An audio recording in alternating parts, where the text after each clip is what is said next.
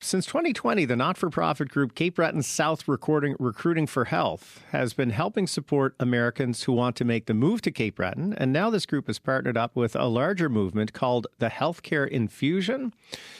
So this movement, the Healthcare Infusion, was started by Todd Maffin. Do you remember that name? He's a social media influencer and a former CBC radio host and producer. And since Trump's re-election, Maffin noticed many American healthcare workers have been taking to social media to ask how to move to Canada. So he started a website to help them connect with communities that they might want to move to. There are healthcare infusion branches for Americans for each province, as well as some smaller regional branches. And Cape Breton South is the first of those regional branches in Nova Scotia. Gina MacDonald is the program director for Cape Breton South Recruiting for Health. She also now runs the Cape Breton South Healthcare Infusion, a website which launched this week.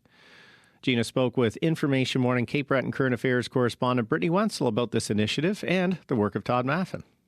So he started the first BC, the British Columbia Healthcare Infusion, specifically for Nanaimo, British Columbia, which is where he lives. And when he started that, he saw how very successful it was. I think he, to this point, has recruited something like 60 nurses to the Nanaimo area specifically. So he decided that he was going to share this movement with the rest of the country, and he invited people from all regions to be able to start their own healthcare infusion.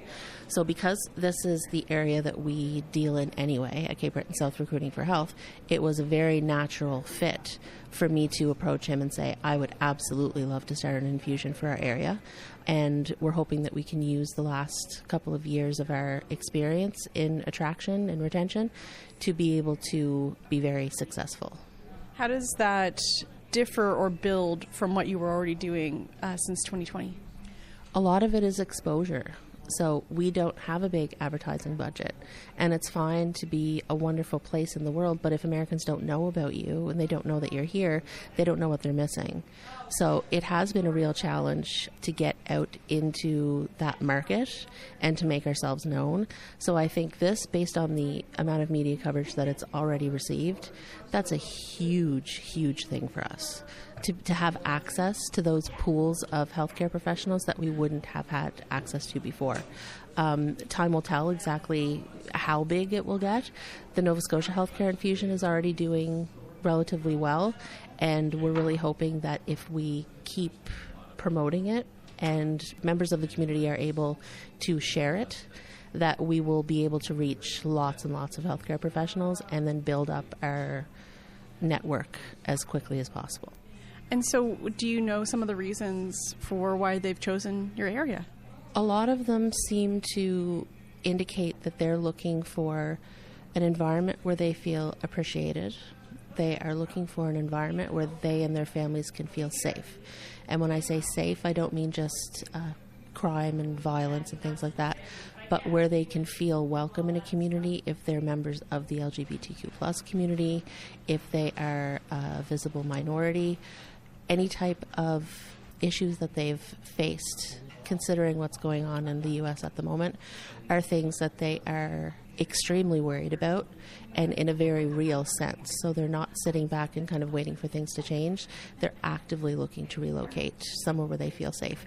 And because this area is so extremely safe and welcoming and people can relax and live a good life here, that's why I think there's so much interest in this area in particular.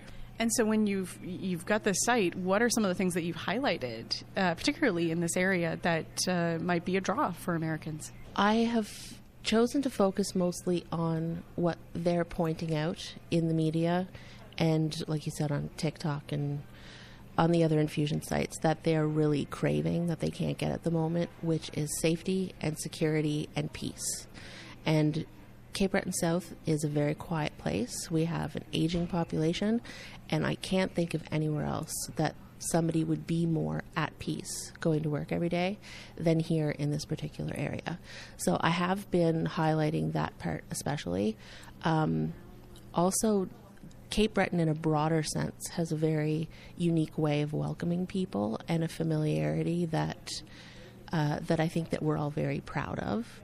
And it's something that these healthcare professionals, in speaking with them, they really can't believe that there are still places in North America where we can live this kind of life, where somebody will invite you into their home for a meal, and when somebody will, speak to you and ask you questions because they're genuinely curious about how you're feeling about living in the area, somewhere where you can ask another person for a ride somewhere and they could consider giving it to you.